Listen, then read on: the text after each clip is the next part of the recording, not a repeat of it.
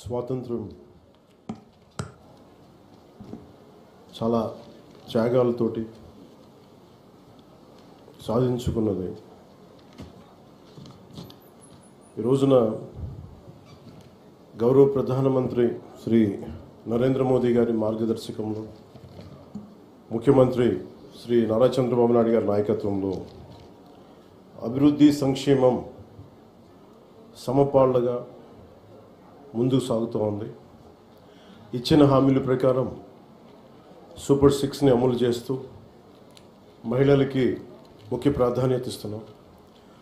రాష్ట్రంలో తల్లికి వందనం పథకం ద్వారా ఈ ఏడాది 67.27 లక్షల తల్లులకి, మాతృమూర్తులకి 8,745 కోట్లు వారి అకౌంట్స్లో జమ చేశాం. అలాగే దీపం పథకం కింద 2 విడతల్లో 1 కోటి ఉచిత గ్యాస్ సిలిండర్లు ఇచ్చి 5 ఏళ్లలో ఏడాదికి 3 సిలిండర్లు చొప్పున 13,423 కోట్లు ఖర్చు చేయబోతున్నాం. ఈ రోజు నుండి స్త్రీ శక్తి పథకం ద్వారా ఆర్టీసీ బస్సుల్లో మహిళలకి ఉచిత ప్రయాణాన్ని ప్రారంభిస్తున్నాం. పంచాయతీరాజ్ బాధ్యతలు స్వీకరించిన వెంటనే జాతీయ పండుగల నిధులను మైనర్ పంచాయతీలకి 100 నుంచి 10,000కి, మేజర్ పంచాయతీలకి 250 నుంచి 25,000కు పెంచి సర్పంచుల ఆత్మగౌరవాన్ని కాపాడాం. గ్రామ స్వరాజ్య సాధన లక్ష్యంలో భాగంగా ఒకే రోజు 13,326 గ్రామ పంచాయతీల్లో గ్రామ సభలు నిర్వహించి ప్రపంచ రికార్డు సాధించాం. పల్లె పండుగ ద్వారా 4,000 కిలోమీటర్ల సిసి రోడ్లు, 22,500 మినీ గోకులాలు, 1,00,000 నీటి కుంటలు, 15,000 నీటి తొట్లు పూర్తి చేశాం. పంచాయతీరాజ్ ఇంజనీరింగ్ డిపార్ట్మెంట్ ద్వారా 2,000 కిలోమీటర్ల బీటీ రోడ్లు, 14 కొత్త వంతెనలు నిర్మించాం. గ్రామీణ ఉపాధి హామీ పథకం ద్వారా 75.23 లక్షల ఉపాధి శ్రామికులకు గ్రామాల్లోనే ఉపాధి కల్పించి ప్రమాద పరిహారం 50,000 నుంచి 4 లక్షలకు పెంచాం. అడవి తల్లి బాట కింద కొండ ప్రాంతాల్లో 1,005 కోట్లతోటి 625 గిరిజన గ్రామాలను అనుసంధానిస్తూ 1,069 కిలోమీటర్ల రోడ్ల నిర్మాణానికి ప్రధానమంత్రి జనజాతి ఆదివాసీ న్యాయ మహా అభియాన్ కింద ఉపాధి హామీ పథకం కింద రాష్ట్ర నిధులతోటి శ్రీకారం చుట్టాం.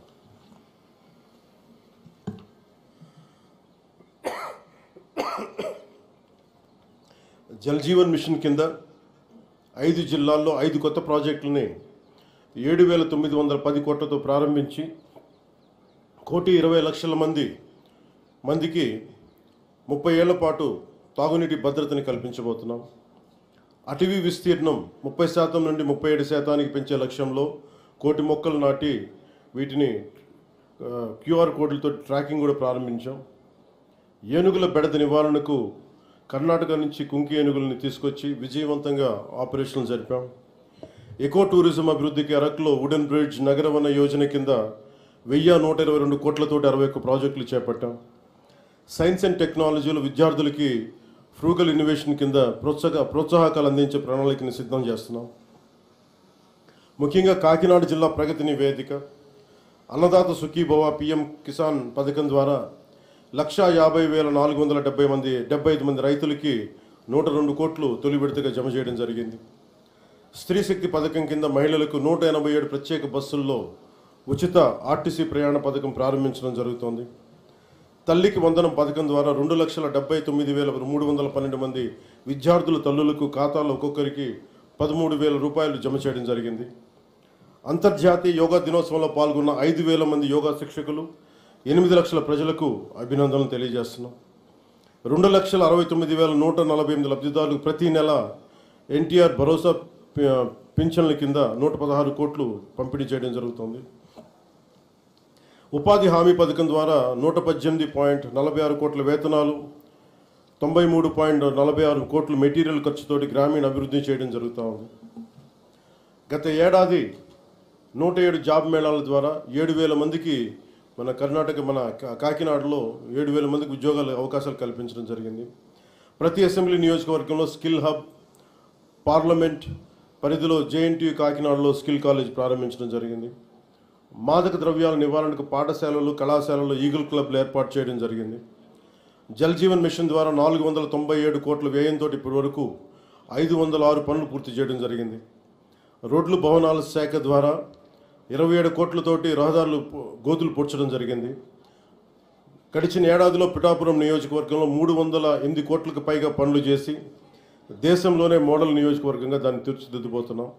వచ్చే 4 ఏళ్లలో మరింత ప్రగతికి కట్టుబడి ఉన్నామని మీ అందరికీ తెలియజేసుకుంటా ఉన్నాం. ఇంత అభివృద్ధిని మనం సాధించగలిగామంటే ప్రతిసారి కొన్ని చీకటి రోజులు వస్తాయి ప్రతి ఒక్కరికి. మన రాష్ట్రంలో 2019 నుంచి 2024 వరకు ఒక డార్క్ డేస్. బ్రిటిష్ వాళ్ళు ఎలా పరిపాలించారో, బ్రిటిష్ వాళ్ళు దేశాన్ని ఎలా కబంధ హస్తాల్లో పెట్టుకున్నారో మన రాష్ట్రం కూడా అలాంటి కబంధ హస్తాల్లో పెట్టుకున్నప్పుడు స్వాతంత్ర సమరయోధుల స్ఫూర్తితోటి ఒకటే ఎదుర్కొన్నాం. బ్రిటిష్ వాళ్ళు నేర్పించి వెళ్ళిపోయింది మనకి డివైడ్ అండ్ రూల్, మనల్ని విభజించండి, పాలించండి అని. కానీ ఎలా మన కూటమి ప్రభుత్వం మన స్వాతంత్ర సమరయోధుల స్ఫూర్తితోటి యునైటెడ్ అండ్ రూల్, కలిసి ఉందాం, కలిసి పాలన చేద్దాం, ఇదే కూటమి ప్రభుత్వం తాలూకు ముఖ్య ఉద్దేశం. ఈ స్ఫూర్తిని మేము స్వాతంత్ర సమరయోధుల పోరాట స్ఫూర్తిని నుంచి మేము తీసుకున్నది.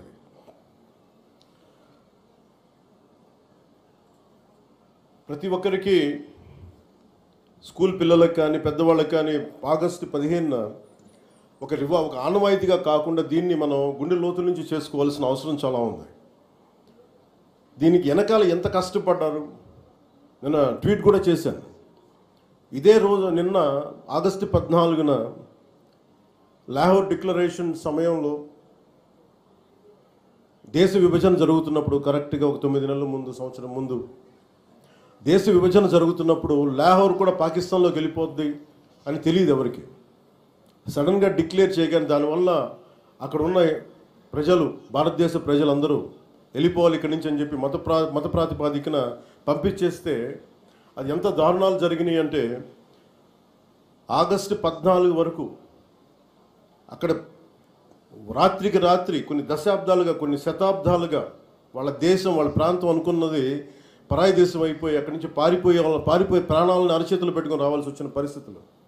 అలాంటి పరిస్థితులను ఒకవైపు పంజాబ్లో మహిళలు సామూహిక మానభంగాలు గురవుతూ చాలా నిర్దాక్షిణ్యమైన పరిస్థితుల్లో ఉండి, అంటే మన స్వాతంత్రం చాలా తేలిగ్గా సంపాదించుకున్నాం, కేవలం ఏమంటారు అహింసా విధానాల ద్వారా మనం సంపాదించుకున్నాం అంటాం. కానీ వాస్తవానికి మన స్వాతంత్రం రావడానికి చాలా హింస జరిగింది. మనం ఎంచుకున్నది ప్రప్రథమంగా అహింస విధానాలు కావచ్చేమో, కానీ దేశాన్ని నుంచి విడిపోవాలనుకున్న వాళ్ళు మటుకు హింసనే నమ్మారు. అది ఈ రోజుకి, దేశ విభజన జరిగినప్పటి నుంచి ఈ రోజు మన ఆపరేషన్ సింధూర్ దాకా మత ప్రాతిపాదికన హింస జరుగుతూనే ఉంది. ఎక్కడ కూడా భారతదేశం తన లౌకిక విధానాన్ని ఎప్పుడు మర్చిపోలేదు. దేశ విభజన జరిగిన తర్వాత మనకి మతాన్ని సంబంధం లేకుండా భారతదేశ సార్వభౌమత్వాన్ని గౌరవించి లౌకికవాదాన్ని ముందుకు తీసుకెళ్లే ఉద్దేశంతో మనం మతాలకి సంబంధం లేకుండా ఒక అబ్దుల్ కలాం గారిని కానీ ఎవరినైనా సరే మనం ప్రెసిడెంట్స్గా తీసుకున్నాం, గుండెల్లోకి తీసుకున్నాం. కానీ ఇది పాకిస్తాన్లో లేదు. పాకిస్తాన్లో ఎవరిని కూడా ఒక హిందూ క్రికెటర్ కానీ ఉంటే వాళ్ళు వెళ్ళిపోయే విధానం కానీ, అలాగే ఒక హిందూ ఒక బలమైన స్థానాల్లో కనిపించే నాయకులు కానీ ఎక్కడ కనిపించరు. అంటే వాళ్ళు విభజన కోరుకుంది మత ప్రాతిపాదికన, కానీ దాన్ని మనం ఎప్పుడు అలా తీసుకోవాలి. మత ప్రాతిపాదికన 2 దేశాలు విడిపోయినప్పటికీ భారతదేశం అత్యధికంగా హిందువులు ఉన్నప్పటికీ కూడా అన్ని మతాల వారిని సమానంగా గౌరవించి ముందుకు తీసుకెళ్లే సంస్కృతి భారతదేశానికి. దీనికి లౌకికం విధానం అనేది ఈ సంస్కృతిలో ఉన్నది. ఈ సంస్కృతికి ఎవరు నేర్పించక్కర్లా, పరాయి వాళ్ళు నేర్పించక్కర్లా, యూరోపియన్స్ నేర్పించక్కర్లా, ఇది మన లోపల ఉంది. ఈ స్ఫూర్తిని మనందరం ముందుకు తీసుకెళ్ళాలి. అలాగే ముఖ్యంగా మహిళలకి త్యాగాలకి చాలా పెద్ద పీట వేయాలి అనేది మనస్ఫూర్తిగా మేము ముందుకు తీసుకెళ్తాం. అలాగే మనం ఇందాక మీకు ప్రారంభించి చెప్పినప్పుడు ఈ అభివృద్ధి కానీ, సూపర్ 6 కానీ, పెట్టుబడులు కానీ ఇవన్నీ రావాలి అంటే లా అండ్ ఆర్డర్ చాలా బలంగా ఉండాలి.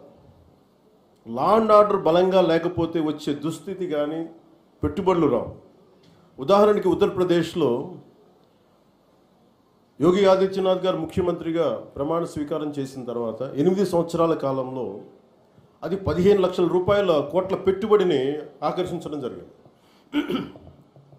దానికి కారణం అంతకుముందు ఒక అన్రూలీ స్టేట్గా ఉండేది. పెట్టుబడులు రావడానికి సాహసించేవారు కాదు. కానీ ఆయన రాగానే ఆయన పెట్టింది లా అండ్ ఆర్డర్ చాలా బలంగా ఉండాలి. దానివల్ల ఈరోజు వాళ్ళకి 15 లక్షల పెట్టుబడి వచ్చింది. అలాగే ఆంధ్రప్రదేశ్కి లా అండ్ ఆర్డర్ చాలా చాలా క్లిష్టమైంది. అలాగే భవిష్యత్తుని పదే ఈ కూటమి ప్రభుత్వం ఒక దశాబ్దన్నర ఎందుకు ఉండాలి అని అంటున్నానంటే సుస్థిరత ప్రజలకు ఇవ్వాలన్న ఒక ఉద్దేశం తప్ప పదవుల్లో కూర్చొని దీన్ని ఎంజాయ్ చేయాలి లేదంటే దీన్ని ఆస్వాదించాలన్న కాంక్ష ఎవరికి లేదు. కానీ ఈ దుస్థితి నుంచి, ఎందుకంటే అనుక్షణం ప్రతిపక్ష నాయకులను చూస్తూనే ఉన్నారు. జాతీయ స్థాయి ప్రతిపక్ష నాయకుల నుంచి ఓడిపోతేనేమో సడన్గా ఓట్ చోరీ అంటారు. వాళ్ళు గెలిచినప్పుడేమో ఓట్ చోరీలు కనిపించారు వాళ్ళకి. గత ప్రభుత్వంలో కూడా చూశాను. 2019లో వాళ్ళు గెలిచినప్పుడు మేము ఎక్కడా మాట అనలా. ప్రజలు తీర్పు ఇచ్చారు, దాన్ని గౌరవించాం. 2024లో 151 సీట్లు కూటమి ప్రభుత్వానికి ఇచ్చి 164 కూటమి ప్రభుత్వానికి ఇస్తే సడన్గా వారికి ఏమనిపించిందంటే ఇది ఓట్ల గురించి మన ఓటింగ్ మెషిన్లో తప్పంటాం. అంటే గెలిచినప్పుడు ఒక న్యాయం, ఓడిపోయినప్పుడు ఇంకో న్యాయం. ఇది రాష్ట్రం, జాతీయ స్థాయి నుంచి రాష్ట్రం వరకు ఒకటే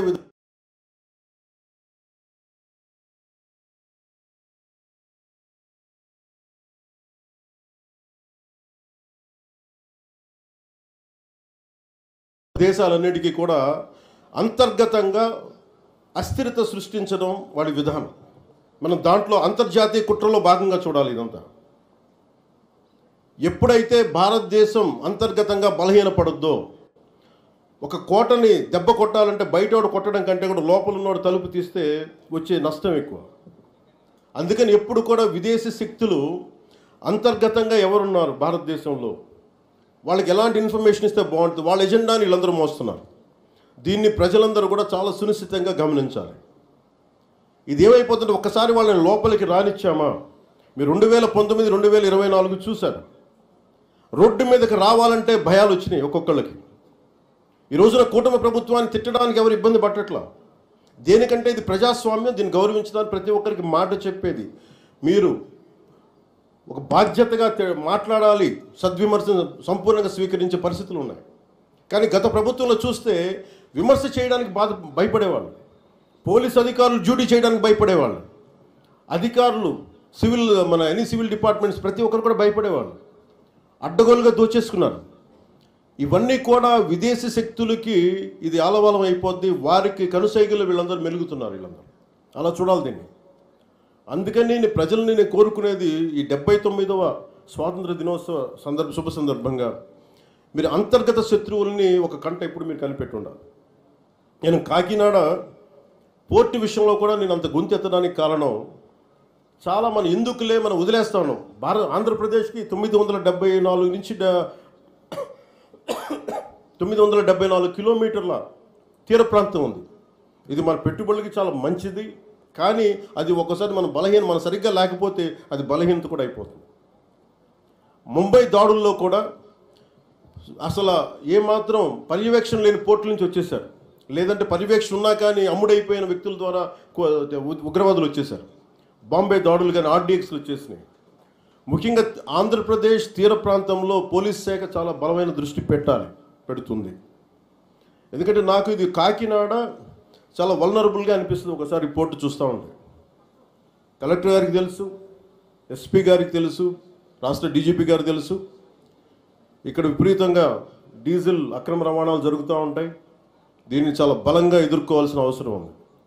ఓన్లీ బియ్యమే కదా, డీజిలే కదా అని మనం వదిలేస్తే ఒకసారి దోపిడీ, ఒకసారి స్మగ్లింగ్ అలవాటైన వాళ్ళకి బయట నుంచి వెపన్స్ వచ్చే అవకాశాలు ఉంటాయి, బాంబులు తీసుకొచ్చే అవకాశాలు ఉంటాయి. వీటన్నిటిని కూడా ఒక చాలా ఏమరపాటుగా ప్రతి ఒక్కళ్ళు ఉండాలి. సో అందుకని దీన్ని భారతదేశం, మా కమిట్మెంట్, కూటమి ప్రభుత్వం, నారా చంద్రబాబు నాయుడు గారి నాయకత్వంలోని కూటమి ప్రభుత్వం చాలా స్పష్టంగా లా అండ్ ఆర్డర్ మీద, దేశం తాలూకు సుస్థిరత మీద మాకు చాలా సమగ్రమైన అవగాహన ఉంది. ఎక్కడ కూడా కరప్షన్ ఉన్న చోట ఆటోమేటిక్గా దేశం బలహీనపడుద్ది.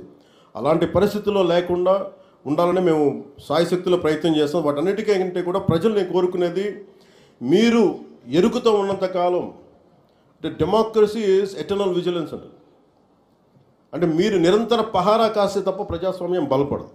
అందుకని మీరందరూ నిరంతరమైన విజిలెన్స్తో ఉండాలి, నిరంతరం ఇప్పుడు ఒక పహారా మనస్తత్వంతో ఉండాలి అనేది నేను మీ అందరికీ కోరుకుంటా ఉన్నాను.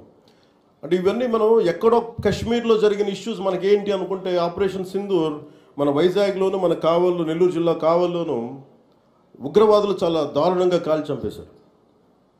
దానికి బిఫిటింగ్ రిప్లై ఇచ్చాం, చాలా బలమైన రిప్లై ఇచ్చాం. కానీ మనం పెట్టుకోవాల్సింది, మన లోపల ఉన్న దేశాన్ని సుస్థిరతని దెబ్బతీసే ప్రతి ఒక్క వ్యక్తిని కూడా మనం దృష్టి పెట్టాలి, దృష్టి సారించాలి. ఇది ప్రతిసారి ప్రభుత్వం, పోలీస్ అధికారులు అనే కంటే కూడా ప్రతి ఒక్క పౌరుడి బాధ్యత ఇది. నేను నా వంతు బాధ్యతను నిర్వర్తిస్తున్నాను. అలాగే ప్రతి ఒక్కరు కూడా మీ వంతు బాధ్యతని నిర్వర్తించాల్సిందిగా మనస్ఫూర్తిగా నేను కోరుకుంటా ఉన్నాను.